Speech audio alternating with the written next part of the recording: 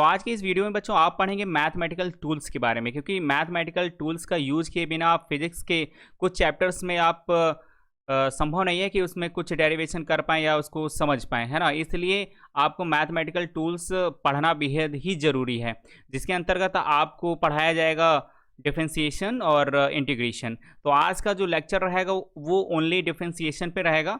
केवल आपको डिफरेंशिएशन के बारे में बताया जाएगा जो फिजिक्स में यूज होती हैं या जिनका फिजिक्स में यूज होने वाला है। और जो आपका डीपली अगर आपको डिफरेंशिएशन पढ़ना है तो वो मैथ वाले बच्चे और आपके मैथ के टीचर सर आपको पढ़ाते हैं, है ना। तो वहाँ से आप पढ़ लीजिए, क्योंकि आप फिजिक्स में आप फिजिक्स पढ़ रहे हैं और फिजिक्स में अगर यूज करना चाहते हैं मैथमेटिक्स का, तो वो यूज जितना है केवल उतना ही यूज़ आपको बताया जाएगा। अदरवाइज आपको मैथमेटिक्स की जो क्लासेस हैं, ऑनलाइन क्लासेस हैं, वहाँ से आप डीपली पढ़ सकते हैं। तो आपके मैथ वाले सर पढ़ाएंगे आपको, ठीक है। तो अभी क्या करना है कि अभी आप डिफरेंशिएशन इस लेक्चर में पढ़ेंगे। तो चलिए लेक्चर को स्टार्ट करते हैं। तो वीडियो को शुरू करने से पहले मैं फिर से आपको बताना चाहता हूँ, यदि आप चैनल पे नए हैं तो प्लीज़ चैनल को सब्सक्राइब कर लें, क्योंकि इस तरह के जो कंटेंट है वो आपको साइंस से स्टडी चैनल पर मिलता रहेगा, ठीक है ना। तो चलिए वीडियो को शुरू करते हैं। जैसा कि मैंने आपको बताया कि डिफरेंशिएशन ही आज आपको पढ़ाना है केवल, और आपको पढ़ना भी ओनली डिफरेंशिएशन है, मीन्स अवकलन आपको पढ़ना है ना। अवकलन कहाँ इसकी ज़रूरत हुई, क्यों ज़रूरत हुई, कब ज़रूरत पड़ी, तो इसकी भी थोड़ी बहुत चर्चा करना बेहद ज़रूरी है ना। तो इसलिए थोड़ा सा हम आपको रिमाइंड कराते हैं कि अच्छा 9-10 का एक स्लोप होता था, है ना। स्लोप जैसे हम निकालते थे, एक वक्र होता था, तो इस वक्र में क्या करते थे हम, स्लोप निकालते थे। स्लोप निकालने के लिए क्या होता था कि ये जो बीच का एंगल बनता था ना, ये वाला एंगल, तो इसे हम एंगल बना लेते थे, मान लेते ये एंगल क्या है, थीटा है। अब अगर अगर हम इसके किसी अन्य पॉइंट पे एक और हम सीधी रेखा खींच लें, है ना, इस पॉइंट पे मान लो सीधी रेखा खींचते हैं, जो कि सीधी बन नहीं पा रही है, तो वो उसके लिए आप ज़्यादा सोच विचार ना कीजिएगा, है ना। तो अभी आगे देखिए, फिर आप क्या है, अगर ये पॉइंट से अगर हम कोण बनाएंगे तो ये भी क्या होगा, क्योंकि थीटा ही होगा, सेम एंगल बनेगा, है ना। और यहाँ भी अगर पॉइंट की इस पॉइंट से भी अगर हम कोई रेखा खींचेंगे तो यहाँ भी जो एंगल बनेगा वो भी क्या होगा, सेम होगा। तो इस तरह से देख सकते हैं कि ये जो आपका प्लेन जो कर्व होता है या जो ग्राफ खींचा जाता है, मान लीजिए ये वाई पे ग्राफ है और ये एक्स पे ग्राफ है और ये कोई ओरिजिन पॉइंट है। तो इसमें क्या होता है कि प्रत्येक बिंदु पर जो भी आपकी ये जो आपकी ढाल बनाई जा रही, स्लोप बनाई जा रही, तो हर एक बिंदु पर जो स्लोप है जो थीटा होगा, क्योंकि स्लोप के लिए फॉर्मूला क्या होता है, स्लोप के लिए भैया फॉर्मूला होता है slope is equal to tan theta. तो प्रत्येक बिंदु पर, हर एक बिंदु पर क्या है कि जो एंगल थीटा बन रहा है वो क्या होगा, समान होगा, क्योंकि आपका जो कर्व जा रहा है वो एक सीधी रेखा है। कर्व कैसा है, एक सीधी रेखा कर्व है। तो हर जगह पर एक प्रत्येक बिंदु पर जो स्लोप होगा वो कैसा होगा, तो भैया आपका स्लोप की अगर बात करें तो स्लोप होगा tan थीटा, जो कि कांस्टेंट होगा, जो कि कांस्टेंट होगा, वेरिएबल नहीं होगा, बदलेगा नहीं। हर जगह पे, हर जगह पे बदलते आपको दिख भी नहीं रहा होगा, है ना। तो हर जगह पे कैसा होगा, इक्वल होगा, समान होगा। तो यहाँ पे जो स्लोप आएगी वो कैसी होगी, कांस्टेंट होगी। स्लोप निकाल के भी दिखा देते, जो बेसिक फॉर्मूला होता है, बेसिक जो कॉन्सेप्ट है उसको भी देख लो जरा। मैं इसको मिटा देता हूँ एक बार, तो एक बार मिटा लेते हैं, उसके बाद में फिर आपको बताते हैं। जैसे कि मान लीजिए ये वाई और एक्स पे ग्राफ खींचा हुआ है, ठीक है, वाई और एक्स पे ग्राफ है और ये कोई ओरिजिन पॉइंट है। मान लीजिए अब एक पॉइंट आपके पास ये है, ठीक है, और यहाँ से क्या किया हमने, एक सीधी रेखा खींची। अब एक सेकेंड पॉइंट हमने ये ले लिया, तो फर्स्ट पॉइंट के जो कोऑर्डिनेट हैं वो क्या मान लिया हमने, x1 y1, है ना। और जो सेकेंड पॉइंट है उसके हमने कोऑर्डिनेट माने x2 y2, ठीक है। अब यहाँ से अगर हम एक सीधी रेखा खींचेंगे तो ये एंगल बनाएगा थीटा। अब यहाँ से हम क्या करेंगे, इस पॉइंट से एक लंब डाल लेते हैं इस रेखा पर, ठीक है, इस रेखा पर लंब डाल लेते हैं। तो इसको थोड़ा आगे तक बढ़ा लेते हैं। जैसा कि यहाँ पे कोऑर्डिनेट, इस पॉइंट पे कोऑर्डिनेट मान लेते हैं ये पॉइंट ए है और ये वाला पॉइंट बी है, ठीक है, ये पॉइंट ए है और वो बी है। तो अगर ए पॉइंट पे जो कोऑर्डिनेट x1 y1 है, तो इसका मतलब क्या हुआ कि ये वाली जो दूरी है, ये वाली दूरी भैया, तो वो हो जाएगी y1। और यहाँ से जब हम लाइन खींचेंगे तो ये वाली दूरी आपकी इधर की कितनी बचेगी, ये बचेगी भैया x1 को ओनली यहाँ तक, है ना, यहाँ तक केवल। अगर टोटल की बात करें तो इस पॉइंट पे क्या है x2, तो इस वाले पॉइंट तक अगर हम बात करेंगे, इस वाले पॉइंट तक, तो यहाँ तक आपकी जो दूरी है वो क्या है, x2 है। तो बताओ ये बीच वाली जो इतनी दूरी ए से, और ये मान लेते हैं पी पॉइंट है, तो इस पी पॉइंट तक दूरी कितनी रहेगी, क्योंकि x2 टोटल x2 से घटाई x1, तो क्या बचेगी आपके पास, x2 माइनस x1, ठीक है। अब इस पॉइंट से बात करते हैं, इधर y1, तो टोटल यहाँ से इस पॉइंट B से और ये वाले दूरी तक आपकी जो दूरी होगी, क्योंकि आपके पास जो कोऑर्डिनेट है वो है y2, तो यहाँ पे y2, तो आपके पास जो दूरी BP बच रही है यहाँ पे आपकी दूरी हो जाएगी y2 माइनस y1, ठीक है। दूरी क्या हो जाएगी y2 माइनस y1, ठीक है। अब अगर हम इसके स्लोप निकालने की बात करें तो स्लोप के लिए फॉर्मूला क्या होता है भाई? स्लोप के लिए फॉर्मूला होता है tan थीटा, है ना। स्लोप के लिए फॉर्मूला tan थीटा। अब tan थीटा बराबर क्या होता है? वो होता है भैया लंब बटे आधार, ठीक है, लंब बटे आधार। तो अब लंब क्या है इसमें देखिए जरा, लंब क्या है, तो ये अगर 90 डिग्री का एंगल होगा, अगर ये आपका एंगल है तो एंगल के सामने ही वाली जो भुजा होती है वो लंब होती है। लंब क्या हो गया y2 minus y1, y2 minus y1 अपान आधार, आधार में क्या हो गया x2 minus x1, x2 minus x1। तो आपके पास जो स्लोप आ जाएगी, जो आपके पास स्लोप आएगी, slope is equal to tan theta is equal to किसके, y2 माइनस y1 अपान x2 माइनस x1। तो स्लोप देख रहे हैं कि आपकी जो स्लोप होगी वो कितनी होगी, वो होगी y2 माइनस y1 अपान x2 माइनस x1, जो tan थीटा के रूप में होती है ना। जो ढाल होती है, स्लोप मीन्स होता है ढाल, तो ढाल क्या है, वो tan थीटा के इक्वल है। ये फॉर्मूला होता है, आप 9th 10th में इसको पढ़ रखे होंगे, ये कॉन्सेप्ट है, आपको याद रखना पड़ेगा। इस कॉन्सेप्ट के द्वारा ही आप समझेंगे कैसे डिफरेंशिएशन की आवश्यकता पड़ी है ना।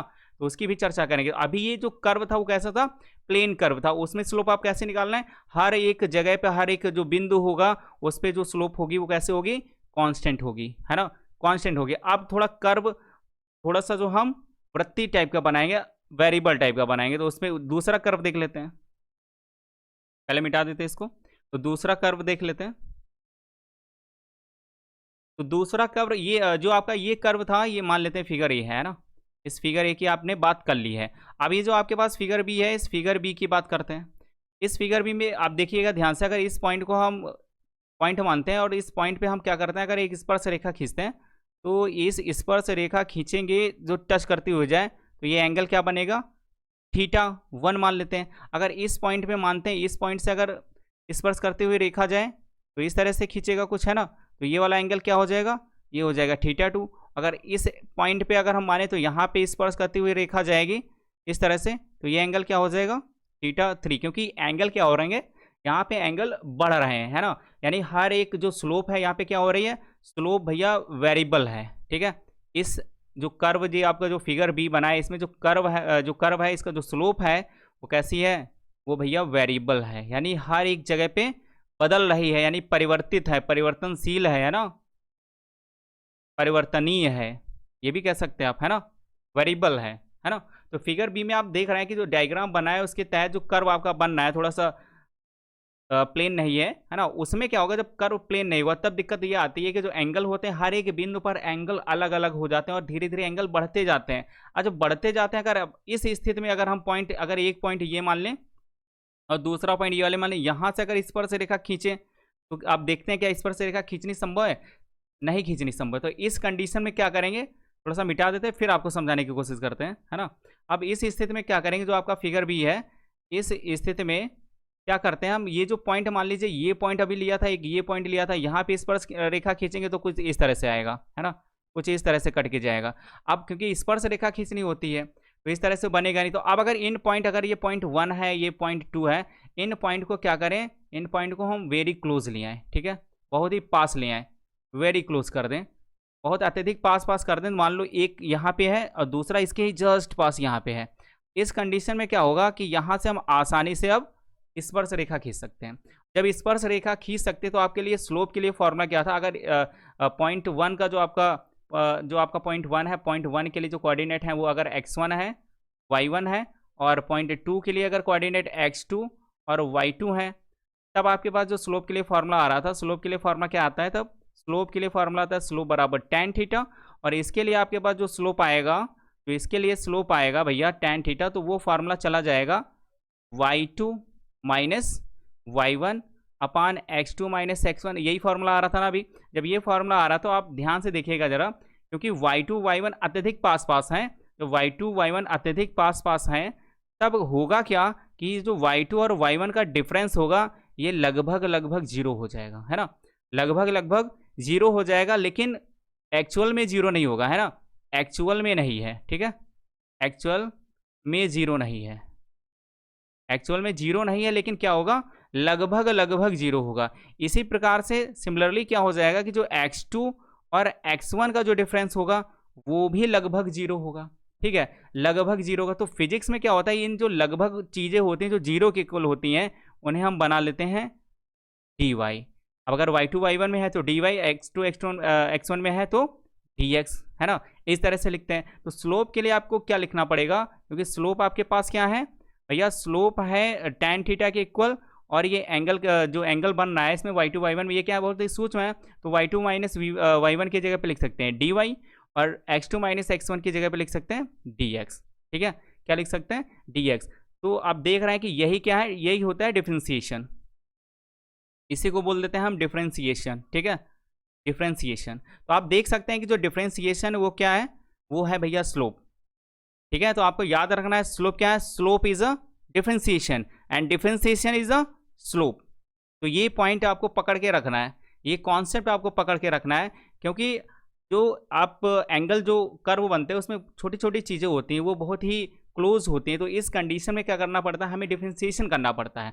अब आप कहेंगे कि इस फिगर में सर डिफरेंशिएशन हो रहा है, इस वाले फिगर में जो फिगर ए में हुआ था उसमें क्यों नहीं, उसमें होगा, उसमें भी होगा, लेकिन वहाँ पे क्या है, वहाँ पे जो स्लोप है वो कांस्टेंट है, इसलिए कांस्टेंट स्लोप के लिए जो डिफरेंशिएशन होगा उसके लिए भी यह है डिफरेंस, क्योंकि कांस्टेंट अगर स्लोप है उसका अगर डिफरेंशिएशन करेंगे तो उसकी वैल्यू जीरो आती है। क्यों आती है वो भी अभी समझाएंगे आगे, ठीक है, या चलिए मैं यहीं पे बता दें क्यों जीरो होगी। देखिए अगर मान लीजिए y इज इक्वल टू कोई कांस्टेंट वैल्यू 5 है, 2 है, 1 है, 3 कुछ भी मान लें, ठीक है। अब अगर इसका हमें अवकलन करना है तो हो जाएगा dy बाई dx, स्लोप निकालनी है तो dy बाई dx। तो इस कंडीशन में देखो y पे क्या है 5 है, लेकिन x पे नहीं है, तो y पे मान लो तो ये 0 पॉइंट है, ये 1 हुआ, ये 2 हुआ, ये 3 हुआ, ये 4 हुआ, ये 5 हुआ। तो इसके सामने अगर हम एक इस तरह से रेखा खींचें तो यहाँ पे जो एंगल होगा, तो एंगल वो क्या होगा, यहाँ पे जो एंगल बनेगा थीटा, तो इसके अकॉर्डिंग आपका जो tan थीटा की वैल्यू आएगी वो क्या आएगी, जीरो के इक्वल, ठीक है, वो किसके आएगी, इक्वल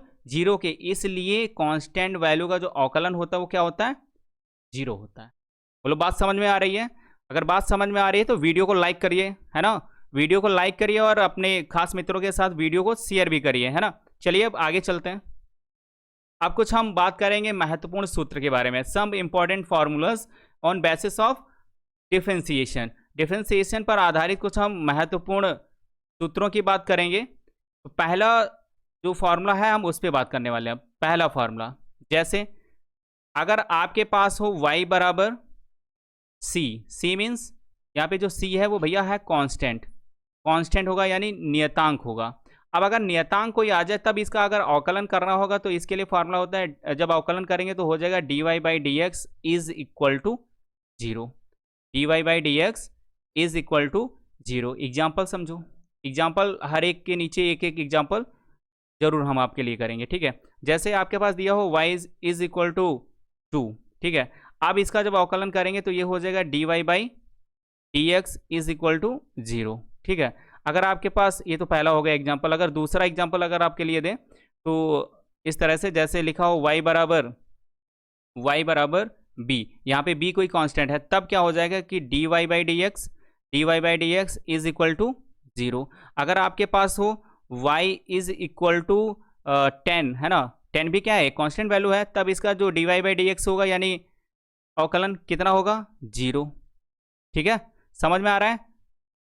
देखिए अब सेकंड पॉइंट, अब जो सेकंड फार्मूला है वो कराएंगे आपके लिए। अब ये सेकंड फार्मूला ये होता है कि अगर y बराबर x की पावर n है, ठीक है, y बराबर x की पावर n है, तब जो अवकलन होता है वो होता है भैया dy by D x is equal to, जो पावर है वो आगे, है ना, और x की घात में क्या करें, जो पावर थी उसमें एक कम कर देंगे, ठीक है, उसमें क्या कर देंगे, एक कम कर देंगे। आप जैसे एग्जाम्पल में समझो, एग्जाम्पल में जैसे आपके पास लिखा हो y बराबर x की पावर 3, ठीक है। अब इसका जब अवकलन करना है तो ये हो जाएगा dy by D x is equal to, यहाँ पे इस फार्मूले को ही मैं आपको समझाने की कोशिश कर रहा हूँ, ठीक है, समझिएगा। जो पावर है उसको लिखेंगे भैया आगे, अब जो x है, x पे पावर कितनी है 3, उसमें से कर देंगे एक कम, तो कितनी हो जाएगी 2, तो आपका जो आंसर होगा 3x स्क्वायर। अब एक और कराते हैं, अगर लिखा हो आपके पास y is equal to X की पावर 3/2, है ना, 3/2। अब कैसे करेंगे, तो देखो dy by D x is equal to power कितनी है 3/2, आगे लिखो इंटू एक्स की पावर कितनी है 3/2, उसमें से करेंगे क्या एक कम, फिर आगे देखो क्या हो जाएगा, तो dy by D x is equal to 3/2 into, अब देखो 2 एक कम 2 और 3 से 2 गया 1, तो एक्स की पावर कितनी बचेगी, एक्स की पावर 1/2। यही क्या होगा आपका रिक्वायर्ड आंसर होगा, है ना। अब तीसरे फार्मूले की बात करते हैं। जैसा कि आपके पास हो y बराबर e की पावर x, है ना, y बराबर e की पावर x, तो इसका जो डिफरेंशिएशन होता है वो होता है भैया dy by D x is equal to E X, जैसा है वैसा ही रहेगा, ठीक है। जैसे एग्जांपल आपके लिए दे रहे हैं, y बराबर ई एक्स है और इसके आगे लिखा है 3, ठीक है, 3 तो कांस्टेंट है, उसको आगे निकाल लेंगे, तो ये हो जाएगा dy by D x is equal to 3। अब ई एक्स का करो केवल, क्यों, क्योंकि 3 कांस्टेंट, उसको कुछ नहीं करना, उसके साथ कोई छेड़खानी नहीं करनी है, जैसा है भैया वैसा रख दो। अब बचा ई एक्स, तो ई एक्स का अवकलन करना है, तो ई एक्स का होता क्या है, ओनली ई एक्स ही होता है, तो ये ऐसे ही रहेगा, ठीक है, ये इसी तरह से रहेगा। अब फोर्थ फॉर्मूले की बात करते हैं। जैसे आपके पास दिया हो y बराबर लॉग एक्स, y बराबर लॉग एक्स, ठीक है, जब y बराबर लॉग एक्स होगा तो इसे हम कर सकते हैं, इसका जो अवकलन होगा dy by D x is equal to 1/x, ठीक है, इज इक्वल टू 1/x।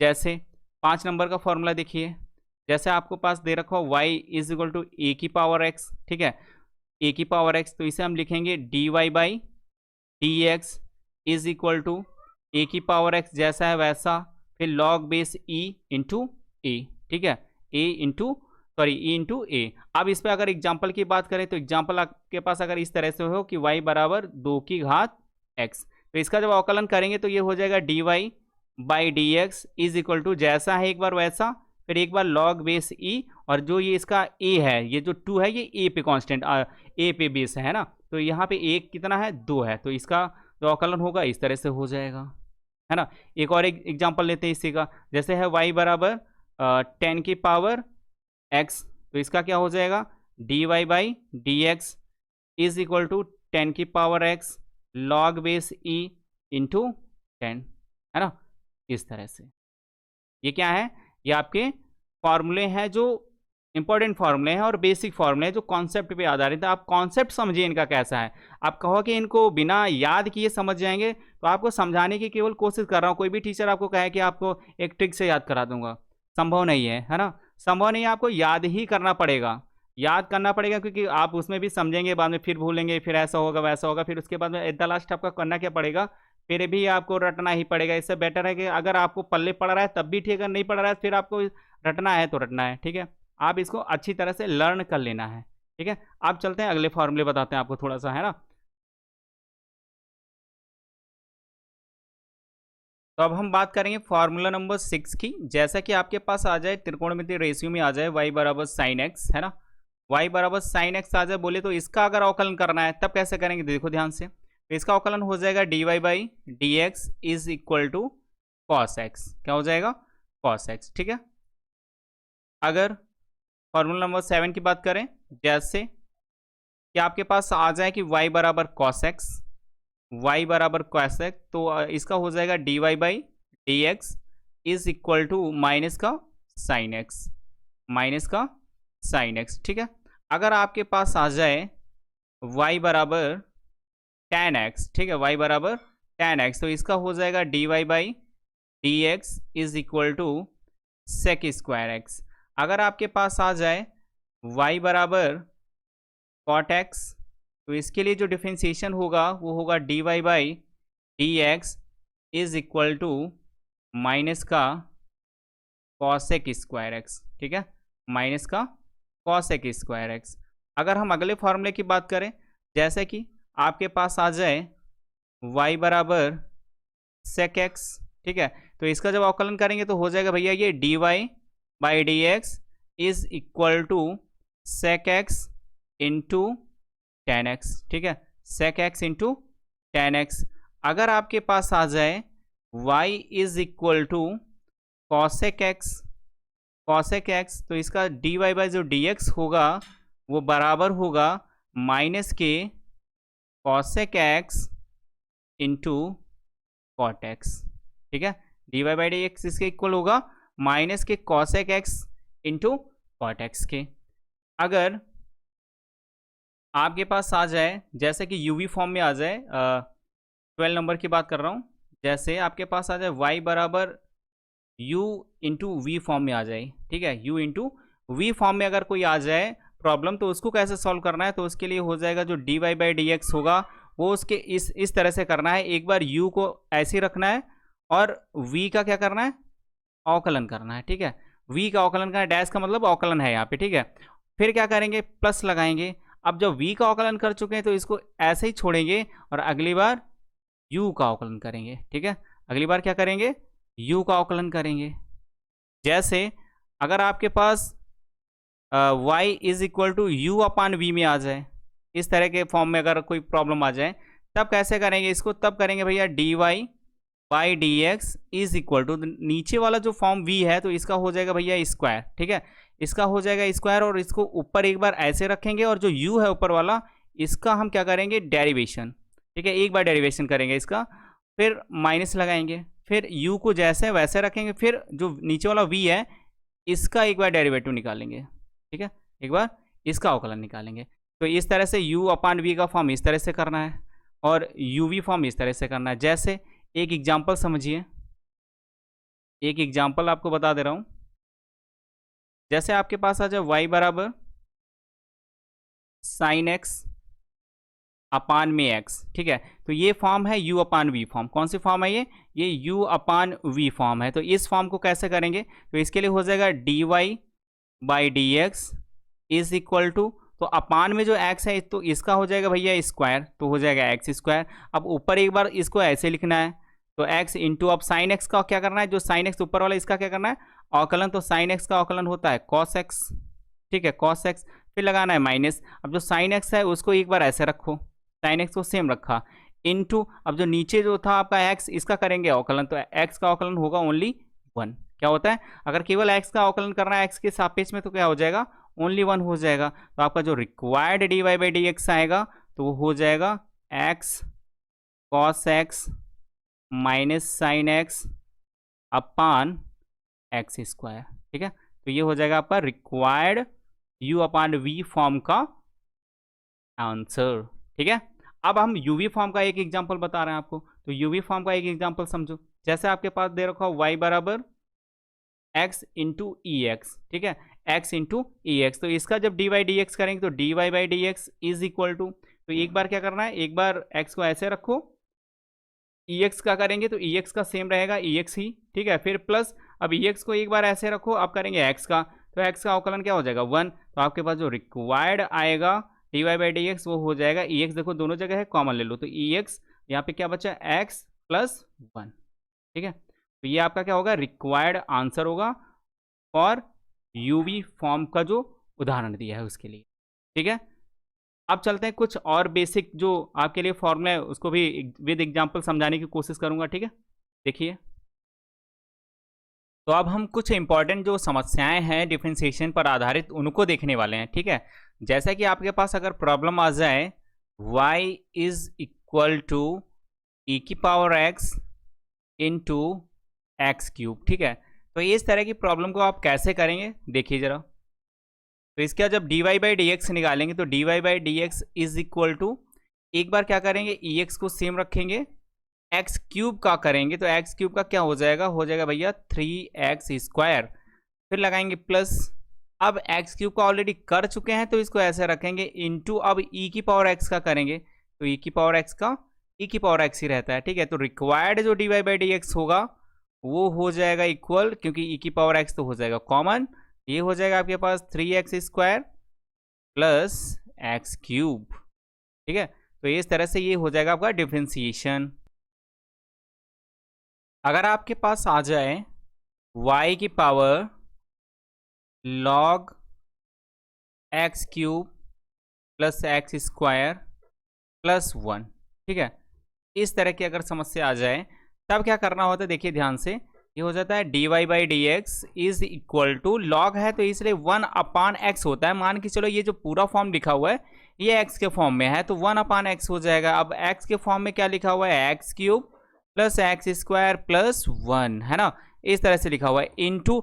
अब क्योंकि इस फॉर्म को हमने x मान रखा है, एक्चुअली में x था नहीं, तो इसे जब x के फॉर्म में माना है तो अब इसका भी हमें अवकलन करना होगा, है ना, इसका भी हमें अवकलन करना होगा। तो एक्स क्यूब का अवकलन हो जाएगा 3x square plus x square का हो जाएगा 2x और प्लस 1 का हो जाएगा 0, तो उसे हम लिखेंगे नहीं। तो आपके पास जो required dy by D x आएगा वो हो जाएगा 3x स्क्वायर प्लस 2x अपान में हो जाएगा x cube plus x square plus 1, ठीक है, प्लस 1। ये जो इसके बीच में लिखा हुआ है लॉग के बाद में, इसी को बोलते हैं हम चैन फॉर्म, यानी एक पे एक जुड़ा होगा, ठीक है, चैन फॉर्म बोलते हैं इसको हम।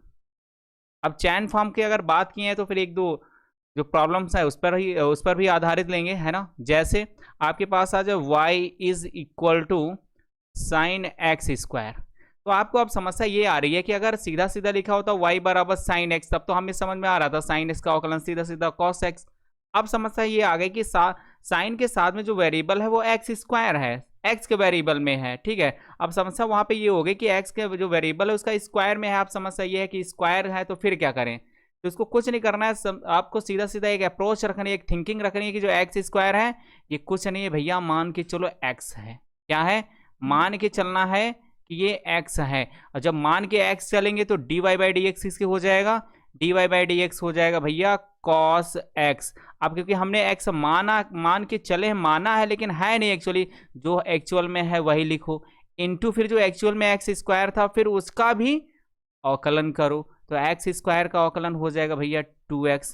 तो जो रिक्वायर्ड आपका डिफरेंशिएशन आएगा वो आएगा dy by D x is equal to 2x cos x square, ठीक है, 2x cos x स्क्वायर। अब एक और उदाहरण लेते हैं, एक और एग्जांपल लेते हैं, जैसे y बराबर e की पावर x स्क्वायर, ठीक है, y बराबर e की पावर x स्क्वायर। तब इसका करना है तो ध्यान दीजिए, यहाँ फिर से वही सेम अप्रोच पे बात करेंगे। यहाँ पे जो x स्क्वायर हम इसको x मान के चलेंगे, क्या चलेंगे, x स्क्वायर मान के चलेंगे। जब x स्क्वायर मान लेंगे तो dy बाई डी एक्स क्या हो जाएगा, dy बाई डी एक्स बराबर हो जाएगा e की पावर x, सेम ही रहता है। अब मान के चलना है, जो एक्चुअल में वैल्यू होगी वही रखेंगे, इनटू जिसको माना था हमने x, अब उसका फिर से एक बार अवकलन करेंगे। तो एक्स स्क्वायर को x मान के चलना है तो एक्स स्क्वायर का जो अवकलन होगा वो हो जाएगा भैया 2x। तो आपके पास जो रिक्वायर्ड डिफरेंशिएशन आएगा dy बाई डी एक्स वो हो जाएगा 2x e की पावर x स्क्वायर, ठीक है, e की पावर x स्क्वायर। जैसे एक और, अब हम थोड़ा सा यहाँ पे जो आपका वेरिएबल है वो x में लेके चलें, वेरिएबल थोड़ा सा चेंज करते हैं। जैसे आपके पास आ जाए s बराबर T cube plus 2t square plus 3, ठीक है, इस तरह से अगर आपके पास है प्लस 3, इस तरह से अगर आपके पास है, तब आपका जो अवकलन होगा t के सापेक्ष, क्योंकि यहाँ पे अब वेरिएबल t है तो t के सापेक्ष करना पड़ेगा, तब आपका जो अवकलन होगा तब इस तरह से होगा ds जो होता है उसको उसके साथ में d लेके चलेंगे, तो ds अपान किसके सापेक्ष करेंगे, अब t के सापेक्ष करेंगे। यहाँ पे आपका जो वेरिएबल चल रहा है t चल रहा है, इसलिए आप लिखेंगे dt, है ना, तो ds अपान dt बराबर, अब टी क्यूब का करेंगे तो पावर 3 आगे, फिर क्या हो जाएगा टी स्क्वायर प्लस 2 आगे है, पावर 2 है तो 2 दूनी 4, ठीक है, पावर में 1 कम तो स्क्वायर था, बचा केवल टी, प्लस है 3 क्या है कांस्टेंट, कांस्टेंट के लिए क्या होता है ओनली 0, ओनली क्या होता है 0। तो आपके पास जो रिक्वायर्ड अवकलन आएगा वो क्या आएगा, ds upon dt is equal to 3t square plus 4t, ठीक है ना, क्लियर है। चलो एक और देखते हैं, जैसे आपके पास है v बराबर e की पावर स्मॉल s, ठीक है, या s, ठीक है। तो जब इसका करेंगे तो ये भैया s के सापेक्ष करना पड़ेगा, तो हो जाएगा dv upon ds is equal to e की पावर s, ठीक है। जैसे वहां पे हो रहा था y बराबर e की पावर x, तो dy by D x is equal to e की पावर x। इस तरह से अगर वेरिएबल चेंज हो जाएंगे तब भी आपका जो अवकलन करने का जो कॉन्सेप्ट रहेगा वो चेंज नहीं होगा। तो कुछ और हम डिफरेंशिएशन की प्रॉब्लम करने वाले हैं, जैसा कि अगर आपके पास आ जाए कि y is equal to cos, और ब्रैकेट में हो आपके पास एक्स स्क्वायर प्लस का 2x प्लस 3।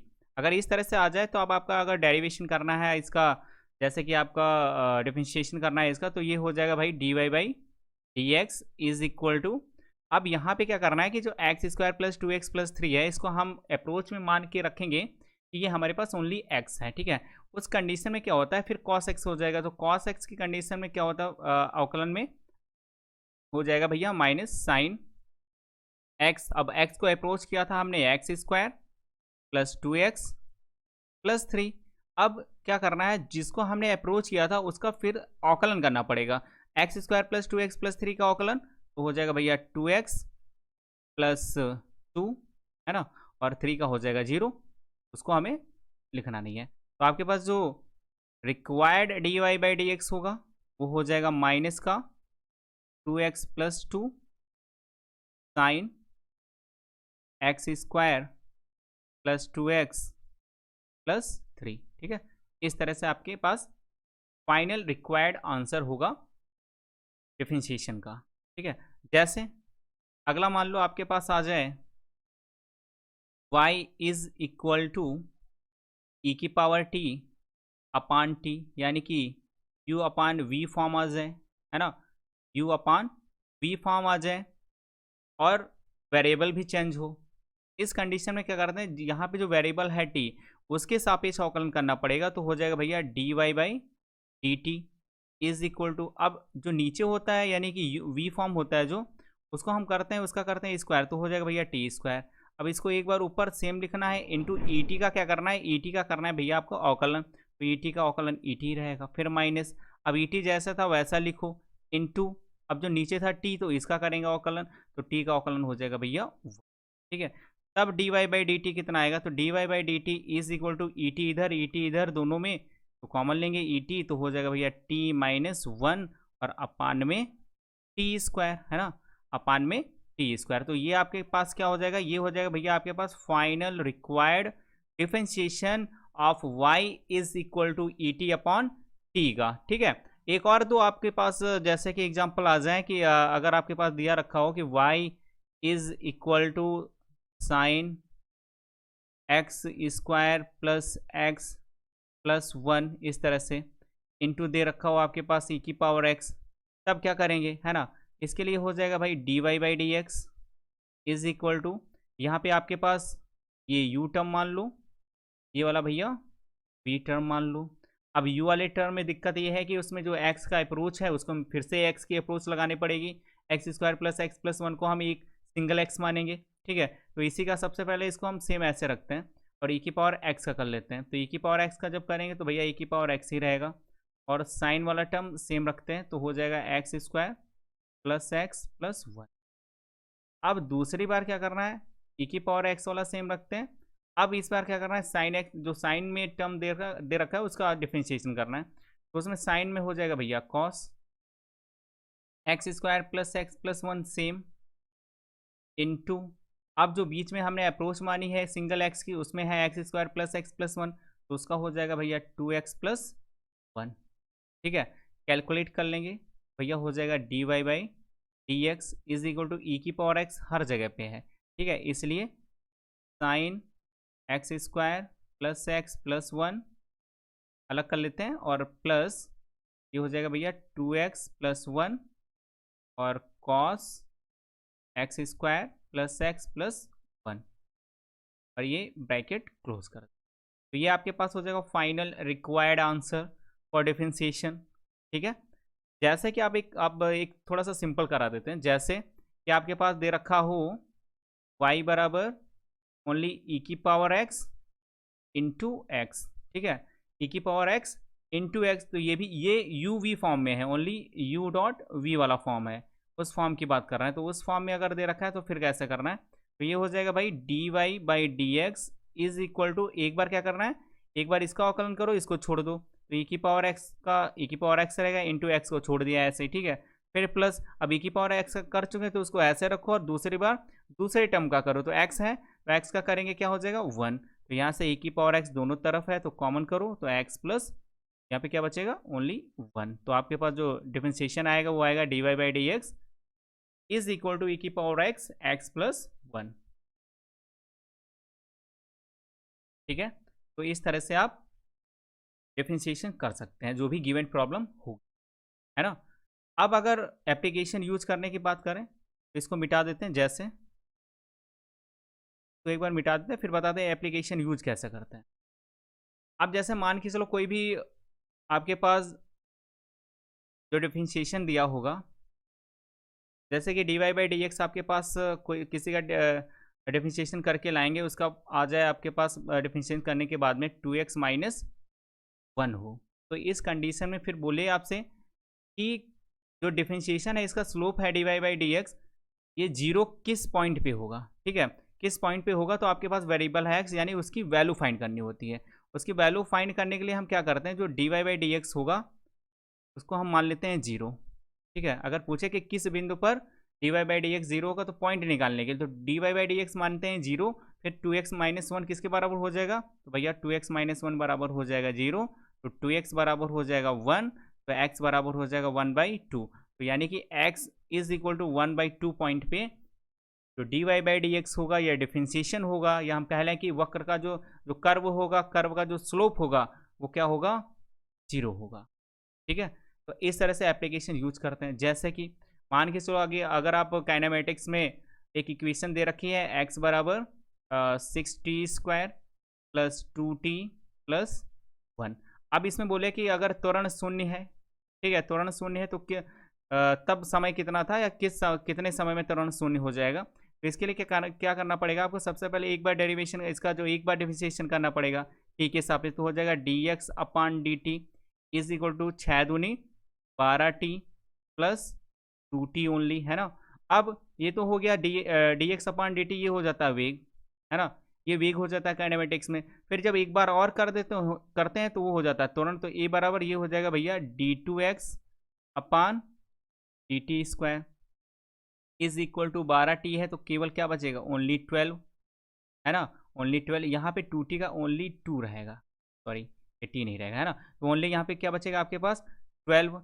लेकिन यहाँ पे अब क्या है कि टी तो आपके पास है ही नहीं, तो टी निकालेंगे कैसे, तो कुल मिला के कह सकते हैं किसी समय पे डिपेंड नहीं कर रहा है, यहाँ पे जो त्वरण है वो समय पे डिपेंड नहीं कर रहा है। अगर हम इस तरह से वैल्यू ले लेते हैं, जैसे कि आपके पास हो जाए 6t³ प्लस 2t², है ना, प्लस 1। अब जब करते तो इसका हो जाता भैया, एक बार वेग हो जाता तो वो हो जाता dx by d t is equal to 18 t² plus 4t, है ना, 1 वाला हो जाएगा 0। अब जब दोबारा करते तब हो जाता त्वरण, त्वरण हो जाता फिर भैया 18 दूनी 36, है ना, 36t और प्लस 4। अब त्वरण जब किस समय पे 0 होगा तो ए बराबर क्या करना पड़ेगा, ए वाला टर्म हो जाएगा 0 में, तो 0 बराबर 36t प्लस 4, तो ये भैया हो जाएगा 36t बराबर -4, तो t बराबर हो जाएगा माइनस का 4 अपान 36, 4 एकम 4, 4 9 36। ठीक है, तो t बराबर आएगा माइनस का 1/9, तो इतने पॉइंट पे यानी t बराबर -1 अपान 9 पे ये त्वरण 0 होगा। तो ये होता है एप्लीकेशन को यूज करना। ठीक है, जो आपका डिफरेंशिएशन है उसको यूज करके कोई भी पॉइंट निकालना। तो आज का बच्चों वीडियो यहीं तक, मिलेंगे अगले वीडियो में इंटीग्रेशन के मैथमेटिकल टूल्स के साथ में। तब तक के लिए जय हिंद, जय भारत।